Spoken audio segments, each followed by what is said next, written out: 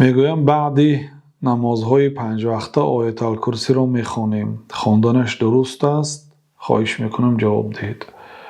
بله، بعدی نمازهای 5 وقته آیت الکرسی را خواندن طبق سنت است جناب رسول الله صلی الله علیه و سلم، خیلی که در معجم طبرانی آمده است گفتند که من قرأ آیت الکرسی دبر کل صلاة مکتوبه لم یمنعه من دخول الجنة الا ان یموت.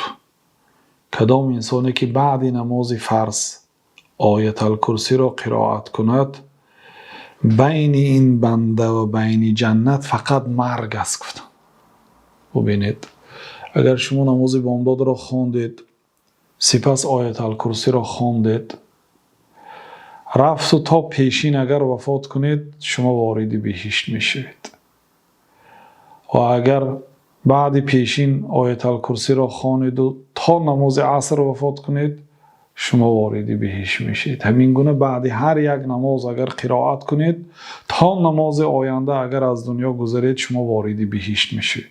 بنابراین آیت الکرسی را حفظ کنید و طبق تجوید خوانید، درست خوانید، ان شاء الله بر فایده شما هست. الله اعلم.